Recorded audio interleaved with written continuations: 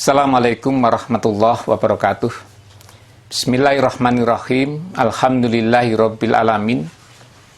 Alladzi arsala rasulahu bil huda wa dinil haqq liyudhhirahu 'ala dini kullih wa kafa billahi shahida. Asyhadu an la ilaha illallah wahdahu la syarikalah wa asyhadu anna Muhammadan abduhu wa rasuluh.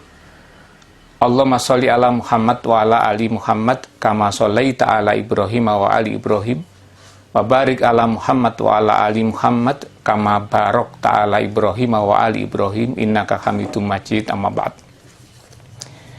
Bapak, Ibu, dan saudara-saudaraku seiman yang berbahagia dan dirahmati Allah Subhanahu wa taala. Mari kita panjatkan puji dan syukur kehadirat Allah Subhanahu wa taala atas limpahan rahmat, nikmat dan hidayahnya. Sampai saat ini, sampai detik ini, Allah masih memberikan kita kesempatan untuk memperbaiki diri kita, memperbaiki prestasi ibadah kita, memperbaiki hubungan baik itu manusia dengan Allah, hablum minallah, maupun hubungan baik kita dengan sama manusia, yaitu hablum minannas. Ada dua kenikmatan yang sering kita lupa, kenikmatan yang sering menipu diri kita, yaitu nikmat sehat dan sempat. Sehingga banyak orang mengatakan sehat dan sempat adalah seperti dua sisi mata uang, yang bila tidak ada salah satunya maka tidak berlaku uang itu. Sama dengan kita manusia, sering kita diberikan kesehatan oleh Allah, tapi belum diberikan kesempatan, sehingga kita tidak bisa melakukan apa yang kita inginkan, apa yang kita rencanakan. Atau sebaliknya, Allah memberikan kesempatan kepada kita, tetapi Allah menguji kita dengan sakit, sehingga kita juga belum bisa melakukan apa yang kita harapkan. Maka, hidup di dunia ini, kita diperintahkan, kita diwajibkan untuk terus mengabdi, menyembah, beribadah kepada Allah, sampai ajal menjemput kita. Memang kita tidak pernah tahu kapan Allah memanggil kita, kapan Allah mengutus malaikat maut menjemput kita untuk menghadap di hari ba'nya. Namun yang jelas, di dalam Al-Quran surat Luqman ayat ke-34, A'udzubillahi minasyaitonirrajim, wa ma tadri nafsum bi ayyi ardin tamut innallaha alimun khabir. Dan tiada seorang pun yang dapat mengetahui di bumi mana dia akan mati. Sesungguhnya Allah Maha mengetahui, lagi Maha mengenal. Pemirsa rahimakumullah, mati pasti akan datang, mati pasti akan menjemput kita, dan pasti kita akan berhadapan dengan maut itu. Hanya kita tidak pernah tahu di mana kita mati, kapan kita mati, dan sebab apa kita mati. Namun yang jelas dalam kehidupan ini Allah memberikan dua nikmat berupa sehat dan sempat, berupa sehat dan waktu luang yang seakan kita lupa. Di dalam sebuah hadis yang diriwayatkan oleh Imam Bukhari dari Ibnu Abbas, An Ibni Abbas radhiyallahu anhuma qala Nabi sallallahu alaihi wasallam, nikmatani maghbunun fihima kasirum minnas as-sihhatu wal faroh. Dari Ibnu Abbas dia berkata, Nabi sallallahu alaihi wasallam bersabda, dua kenikmatan kebanyakan manusia tertipu pada keduanya, kesehatan dan waktu luang. Jadi jelas apa yang disampaikan oleh Kanjeng Nabi, nikmatani mahbunun fihima kasirum minnas.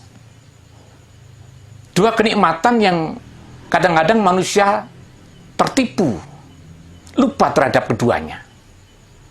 As-sihhatu wal faroh, yaitu sehat dan waktu yang luang, atau sehat dan sempat.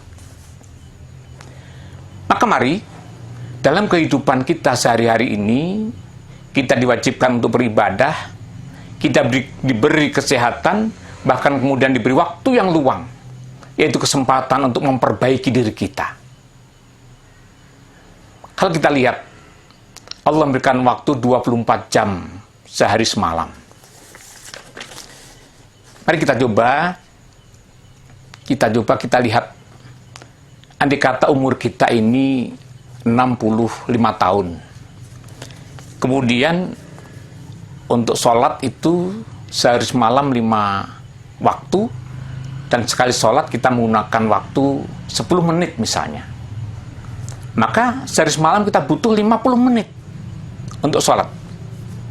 Jika kemudian kita hitung 50 menit kali 30 hari dalam 1 bulan, kali 12 hari dalam 1 tahun, dan kemudian dikalikan 65 tahun usia kita misalnya, maka akan ketemu 1.170.000 menit. Yang kalau kemudian dikonversikan dengan jam akan ketemu 19.500 jam. Jika kemudian dikonversi dengan hari, akan ketemu 813 hari. Atau sama dengan 24,37 bulan. Dan kemudian sama dengan 2,03 tahun. Artinya dari usia kita 65 tahun yang Allah berikan kepada kita, untuk sholat itu hanya 2 tahun lebih sedikit. Itu pun kalau kemudian kita menggunakan setiap kali sholat 10 menit. Kadang-kadang tidak nyampe 10 menit, sudah kelar, sudah selesai sholat kita. Belum kalau kemudian kita menghitung, dari usia kita 60 tahun misalnya, kalau setiap hari kita tidur itu 8 jam rata-rata, yang berarti sepertiga dari Allah berikan waktu sehari yaitu 24 jam. Kalau usia kita 60 tahun, maka kemudian 20 tahun sudah kita gunakan untuk tidur. Sehingga yang perlu kita hitungkan dalam 40 tahun itu. Untuk apa 40 tahun itu? 40 tahun yang tersisa ini untuk apa? Sudahkah kemudian kita gunakan untuk kebaikan, untuk mengabdi kepada Allah, untuk beribadah, untuk takarub, atau untuk ibadah muamalah duniawiyah? Yang jelas, hablum minallah wa hablum minannas harus kita jaga. Maka orang yang mampu memanage waktu yang diberikan oleh Allah, tentu dia adalah orang yang sukses dalam kehidupan ini. Mari kita coba lihat, kita jujur, kita nilai diri kita masing-masing, apa sudah kita lakukan sejak tadi pagi, sebelum subuh, bahkan mungkin jauh sebelum subuh kita sudah bangun. Kemudian sampai nanti malam kita tidur lagi. Apa yang kita lakukan? Sudahkah banyak waktu yang kita gunakan itu maslahat untuk umat, untuk diri sendiri, untuk keluarga, atau justru kemudian banyak yang kita gunakan sekedar untuk bersenda gurau, sekedar untuk guyonan, sekedar untuk melakukan sesuatu yang tidak bermanfaat. Naudzubillah. Maka mari kita coba melihat apa yang mesti dan harus kita lakukan dalam kehidupan di dunia ini. Mungkin kalau kita bandingkan usia umat Nabi Muhammad dengan usia nabi-nabi sebelumnya jauh. Karena usia umat nabi-nabi sebelum Kanjeng Nabi Muhammad itu jauh lebih panjang dibandingkan dengan usia Kanjeng Nabi Muhammad dan umatnya sekarang ini, yang kadang berkisar 60-70 tahun rata-rata. Maka waktu yang singkat ini yang kemudian Allah memberikan kesempatan kepada kita, Allah memberikan kesempatan untuk merubah diri kita menjadi lebih baik, dan kemudian kita menyiapkan kehidupan yang lebih baik pula dalam kehidupan setelah kematian kita. Kesempatan di dunia inilah yang Allah berikan kepada kita. Kesempatan saat inilah yang Allah berikan kepada kita untuk kita memperbaiki diri kita masing-masing. Bapak Ibu, saudara-saudaraku seiman yang dirahmati Allah Subhanahu wa taala. Kemudian Kanjeng Nabi juga menyampaikan dalam sebuah hadis, ikhtan khamsan qabla khamsin, sababaka qabla haramika, wa sikhataka qabla sakomika, wa ghinaka qabla fakrika, wa faraghaka qabla suhlika, wa khayataka qabla mautika. Kata Nabi, jaga 5 sebelum datang yang 5. Sababaka qabla haromika. Kita menjaga masa muda kita sebelum datang tua, sebelum datang hari tua kita. Kesempatan untuk melakukan sesuatu ketika kita masih memiliki kekuatan secara fisik. Ini harus kita lakukan. Kemudian menjaga kesehatan kita, masa sehat kita sebelum datang masa sakit. Karena sering kita tidak bisa merasakan dan tidak mensyukuri nikmat yang berupa sehat ini sebelum kita diberikan ujian dari Allah berupa sakit. Atau bahkan kita baru sadar betapa nikmat sehat itu luar biasa ketika Allah memberikan menurunkan ujian pada kita sakit. Kemudian kita juga menggunakan atau menjaga waktu luang kita. Wa faragha qabla suhlika, waktu luang kita untuk melakukan sesuatu sebelum datang masa kesempitan. Kemudian waginaka qabla fakrika, masa kita memiliki, masa kaya kita sebelum datang kemiskinan.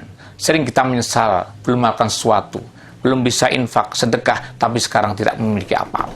Karena kita tidak bisa menggunakan kesempatan kaya itu sebelum datang masa miskin kita. Kemudian wa khayataka qabla mautika. Kita menjaga hidup kita ini sebelum datang kematian. Maka insya Allah kesempatan-kesempatan yang Allah berikan ketika masih muda, kesempatan masih hidup, kesempatan kita kaya, kesempatan waktu yang luang, bahkan kesempatan-kesempatan yang lain yang harus kita manage sehingga betul-betul kehidupan kita bermakna bagi diri sendiri, bagi orang lain, bahkan yang tidak kalah penting adalah bagaimana kita beribadah, menyembah pada Allah yang kemudian diimbangi dengan ibadah muamalah duniawiyah atau hablum minallah wa hablum minannas. Ini harus seimbang dalam kehidupan kita. Bapak Ibu, saudara-saudaraku seiman yang dirahmati Allah, mungkin ini yang bisa saya sampaikan. Insya Allah di waktu yang akan datang kita sambung dengan materi yang lain. Semoga bermanfaat. Nasrullah wa fatun qarib. Assalamualaikum warahmatullahi wabarakatuh.